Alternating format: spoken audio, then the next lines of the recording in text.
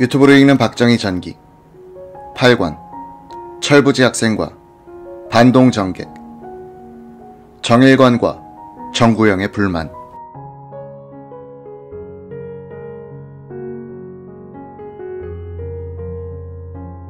(1965년 5월) 말 미국 방문을 마칠 무렵 박정희는 김성은 국방장관을 불러 귀옛말을 했다. 김 장관은 공항에 도착하자마자 정구영 씨를 만나 내가 그러더라고 하면서 미국에 갔더니 존슨 대통령이 일개 전투사다를 파병해달라는 간곡한 요청이 있어 수락했다고 말하시오. 그리고 앞으로 국회 심의를 거쳐야 하는데 잘 좀 처리해주면 좋겠다고 부탁하고 오시오. 김 장관은 귀국 직후 서대문에 있던 정 의장 집으로 직행, 대통령의 말을 가감없이 전달했다. 그런데 정 의장은 시큰둥하게 듣고 있더니 월남 가면 앞으로 전사자도 많이 나올 텐데 그럴 경우 유가족들이 전사자 시체가 들어있는 관을 둘러매고 태평로 국회의사당 앞으로 몰려나와 데모라도 벌이면 큰일 아닌가 라며 걱정을 했다. 의장님, 현재 우리나라는 파병하지 않을 수 없는 입장입니다. 만약 미국 대통령이 요청하는 파병을 거절한다면 우리나라에 주둔하고 있는 미군 2개 사단을 다 뽑아가든지 1개 사단이라도 뽑아가 월남전선에 투입할 겁니다. 파병을 하지 않는다면 한미동맹 관계도 금이 가기 쉽고 한국의 방위력도 그만큼 악화될 게 뻔합니다. 미군이 빠져나가면 북괴가 무슨 짓을 할지도 모릅니다. 우리가 월남 파병을 하는 것은 월남의 안보 때문이 아니라 한국의 안보 때문입니다. 안보를 담당한 국방장관의 입장에서는 불가피합니다. 의장께서 단안을 내려주시면 좋겠습니다. 정구영은 아무 대꾸도 없었다. 김 장관은 그 길로 청와대로 들어가 박 대통령에게 정 의장께서는 별무 반응이시고 유가족들이 데모라도 벌이면 큰일이라고 걱정하십디다 라고 보고했다. 박정희는 벌컥 화를 내면서 뭐 데모를 하면 큰일 아니냐고, 그게 그렇게 두렵다면, 그게 무서워서 파병 못한다면 정권을 내놔야지 라고 소리쳤다. 1965년 7월 12일 정부는 조인된 한일협정 비준 동의안을 국회에 제출했다. 같은 날 정부는 전투사단 및 필요한 지원부대의 월남 파병에 관한 동의 요청안을 국회에 제출했다. 박정희 대통령은 국정의 큰 방향을 결정지을 두 현안을 동시에 처리함으로써 국론 분열에 의한 정치 및 경제 불안을 최단기간 내에 마무리한다는 전략을 세웠다. 문제는 절대다수 의석을 갖고 있으면서도 내부 갈등으로 해서 야당에 끌려다니는 공화당이 박 대통령의 의지를 관철시켜줄 것인가였다. 김종필 전 당의장 및 정구영 현 의장을 따르는 주류와 김성곤 의원을 필두로 하는 비주류의 싸움에서 박 대통령은 서서히 비주류로 기우는 경향을 보이고 있었고 이우락 비서실장이 반 김종필, 정구영 노선을 드러내고 있을 때였다. 1964년 6.3 사태 직후 두 번째 외유를 떠난 김종필 당의장을 이은 정구영은 변호사 협회장 출신의 깐깐한 원칙주의자였다. 박정희도 연로한 정구영에게는 항상 선생님이라고 부르면서 어려워했다. 정 의장은 정부와 대통령의 권력 남용을 견제하는 역할을 많이 하려고 했고 이 과정에서 대통령과 잦은 갈등을 일으켰다.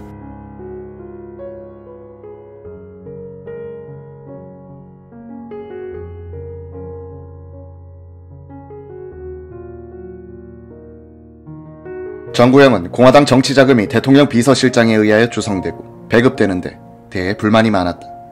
그는 이우락 비서실장으로 하여금 정치자금에서 손을 떼게 하고 실장직에서도 물러나게 하려고 박 대통령과談판을 벌였으나 실패했다.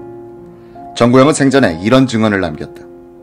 한일 회담이 마무리 단계로 가니 청구권 자금이다, 차관이다, 교포재산 반입이다 해서 외국 자본이 도입되고 수출, 증산, 건설이란 이름으로 융자가 나가게 되니까 특혜라는 게 문제가 되고 그 그늘에서 정치자금이 복잡하고 미묘한 분쟁거리가 되는 거야. 그래서 경제기획원 장관을 지낸 김유택 당무위원한테 특혜 문제에 대해서 조사를 시켰어. 내가 조사를 지시했다는 말이 청와대에 들어간 모양이야. 그땐 거의 매일 대통령을 만날 때인데 하루는 박 대통령이 특혜 얘기를 불쑥 꺼내. 정구영은 두 사람 사이의 대화가 이렇게 이어졌다고 기억했다. 박정희, 당에서 너무 특혜 문제에 관여하지 말아주십시오. 정구영, 당의 정책위원회는 그러면 못하는 겁니까? 박정희, 어느 기업에 융자를 얼마나 주고 어느 기업에 대해서 지불 보증은 어떻게 하고 그런 것을 당이 검토하고 결정하려 들면 곤란하지 않습니까? 정구영, 그 말씀은 옳습니다. 당은 구체적인 행정 문제에는 관여하지 않습니다. 다만 경제정책이나 그 운용이 공화당의 정강정책에 위배되는 것이 있느냐 없느냐, 이 나라의 경제정책을 다루어 나가는데 필요한 것이냐 아니냐 하는 원칙 문제만을 파고들지 구체적인 행정사무는 파고들지 않습니다. 당정책위원회가 경제정책의 중요 부분을 심의하지 말라는 말씀은 알아들을 수 없습니다. 박정희, 그런 말은 아니고 이것저것 가리지 않고 특혜라고 하니 하는 말입니다. 특혜가 있다 해도 그 조사를 당히 하는 것은 아니지 않습니까? 정구영, 부정부패 일소는 당의 기본 공약인데, 그렇지만 당으로서도 이 문제는 신중히 다루겠습니다. 정구영은 대통령과의 특혜권으로 워낙 논쟁을 많이 해서 정 의장이 청와대로 들어오면 재떨이가 왔다 갔다 한다는 말도 있었다 라고 했다. 대통령이 연신 담배를 피우고 일어서서 왔다 갔다 하니까 재떨이가 대통령 따라 왔다 갔다 했다는 얘기지. 그렇다고 당에서 눈 감고 있을 수도 없고 그런 모순 속에서 고민을 많이 했었지. 우리 헌정사엔 집권 여당이 그들의 총재가 임명한 강요를 상대로 해임안을 국회에 낸 적이 딱 한 번 있었다. 1965년 3월 공화당이 박 대통령을 상대로 한 일이다. 야당은 국회에서 판본, 화신그룹 등에 대한 은행권의 융자가 이우락 실장의 지시에 따른 것인지 박 대통령의 지시에 따른 것인지 밝히라고 서봉균 재무차관을 불러 따졌다. 공화당 의원들도 은근히 야당에 동조하는 움직임을 보였다. 박 대통령은 공화당 간부들을 청와대로 불러 이번 대출은 시중은행이 알아서 한 일이니 더 이상 거론하지 말라고 지시했다. 장기영 부총리 겸 경제기획원 장관도 거액 융자도 어차피 갚아야 하는 것이다. 1년쯤 지나면 참 유치한 얘기를 떠들었구나 하고 말하게 될 것이다 라고 했다. 공화당은 야당과 이 문제의 해결을 놓고 절충하는 과정에서 특혜 융자 관계자들을 문책하고 대출금을 조속히 회수한다는 약속을 해버렸다. 박 대통령이 공화당의 그런 건의를 묵살하려고 하자 신현식 의원 등 33명의 공화당 의원들이 서명하여 장기영 장관 해임 건의안을 국회에 냈다.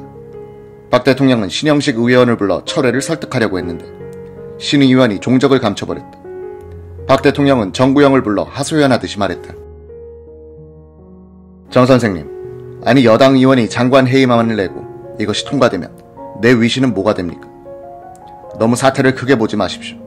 국회와 국회의원은 독자성을 갖는 것도 좋습니다. 공화당이 국민의 대변자라는 본분에 충실하려고 한다.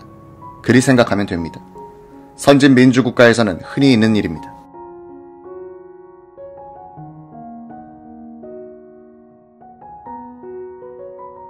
박정희 대통령은 정구영 의장에게 왜 이 시점에서 장기영 부총리를 해임할 수 없는지를 설명했다. 박 대통령은 군정 말기, 쌀이 부족할 때 한국일보 사장이던 정기영을 일본으로 보내 미쓰이 그룹을 통해서 쌀을 연불 조건으로 비밀리에 수입해온 일을 이야기하면서 한일 회담이 마무리되어 가는 이때 장 부총리같이 추진력 있는 사람이 꼭 필요하다고 역설했다. 정 의장은 부총리 해임안은 국회에서 부결되도록 해보겠습니다만 의원들의 의사도 존중하셔서 적당한 시기에 교체해 주십시오 라고 말했다. 박 대통령은 대답이 없었다. 1965년 3월 25일 표결에서 여당 의원들이 제출한 부총리 해임 건의안은 가 54, 부 16, 기권 65표로 부결됐다. 1965년 7월 29일 박 대통령은 존슨 미국 대통령에게 친서를 보냈다.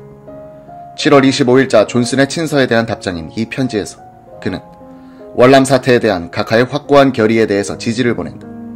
한국 정부도 이미 4단 규모의 전투병력을 월남에 증파할 계획을 추진 중에 있으며 늦어도 4월 중에는 국회의 승인을 얻게 될 것이다 라고 했다. 8월 4일 민중당은 중앙상무위원회를 열고 한일회담 비준에 반대하기 위해 소속 의원 전원이 오는 8일까지 탈당계를 소속 지구당에 제출하도록 결의했다. 정당법은 국회의원이 탈당하면 의원직을 상실하도록 규정하고 있다. 김재순 공화당 원내대변인은 헌정질서를 외면하려는 자학적인 비극이라고 논평했다. 국회 비준특위회 민간식 위원장은 야당의 극한적인 결의를 전해 듣고는 산회를 선포했다. 특위 소속 김대중 의원은 한일 국교 정상화의 불가피성을 이해하는 입장이었다. 그는 당론 통일이 안 되어 비준 저지의 길은 막연하고 의원직을 그만두고 말고가 문제가 아니라 정말 못 살겠다면서 책상에 엎드려 소리내어 울었다. 박 대통령은 공화당의 내부가 모처럼 단결하여 밀고 나가고 있는 사이 여유 있는 시간을 보내고 있었다. 8월 6일 그는 전북 지방을 순시한 뒤 일찍 청와대로 돌아와 가족들과 함께 프로레슬링 시합을 구경했다고 한다. 17일 국회 국방위원회는 전투부대의 월남 파병안에 대해서 찬성 12, 반대 2명으로 통과시켰다. 야당인 민중당의 김준현, 조윤영 의원은 찬성, 공화당의 박종태 의원이 반대표를 던졌다.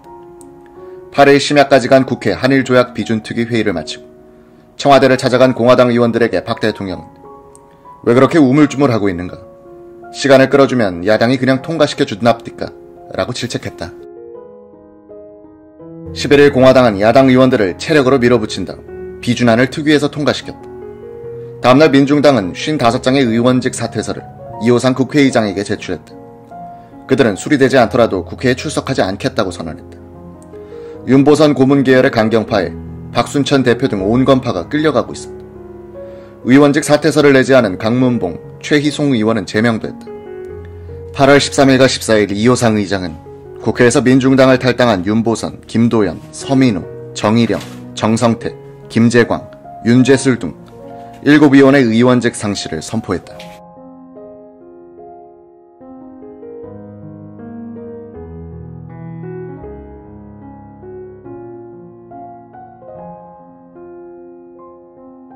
야당의 극한 투쟁은 대학생들의 비준 반대 시위를 촉발시켰다. 12일부터 서울을 중심으로 한 전국 도시로 학생 시위가 확산되기 시작했다. 국회는 13일 공화당 의원만으로 1개 전투사단의 월남 파병안을 가 100일, 부 1, 기권 2표로 통과시켰다. 14일에는 한일협정 비준안을 가 110, 기권 1표로 통과시켰다. 비준안 통과 하루 전 정일권 총리는 정구영 공화당 의장과 만났다. 정 의장이 비준안을 통과시킨 다음 물러나겠다고 하니 정 총리도 동조하더란 것이다. 저도 그만뒀으면 합니다. 말이 국무총리지 내가 무슨 국무총리입니까? 이런 로봇 총리를 할 생각이 없습니다. 정 총리는 중요 정책 결정에 내각이 제대로 참여하지 못하고 내각의 바람벽 역할도 제대로 못하는 데 대하여 불만이 많았다. 특히 이유락 비서실장과 김영욱 정보부장을 비롯한 대통령 측근들의 밀실 정치에 분노하고 있었다. 16일 정일권 총리와 정구영 공화당 의장은 내각과 당 간부들의 일괄 사표를 대통령에게 제출했다. 박 대통령은 정 의장에게 얼굴을 붉히면서 아니 선생님은 중요한 일을 처리하시고 난 뒤에는 반드시 이런 문제를 꺼내니 어째 이러십니까? 가져가십시오. 사표는 못 받습니다. 라고 난감해했다. 2개의 짐을 한꺼번에 벗어던진 박 대통령은 격화되는 학생 시위를 비웃듯이 16일 진해로 여름 휴가를 떠났다. 이유락 실장은 이날 아침 대통령의 명을 받아 내각의 사표를 정일권 총리에게 돌려주고 난 다음 정구영의 집을 찾아왔다. 각하께서 진해로 떠나시기 전에 이걸 선생님에게 갖다 드리라고 해서 가져왔습니다. 국무총리도 반려받으셨으니 선생님도 받으십시오. 가져온 것을 거부하는 것은 예의가 아니라 받긴 받겠소만 다시 제출하겠소. 대통령께도 그렇게 말씀드려주길.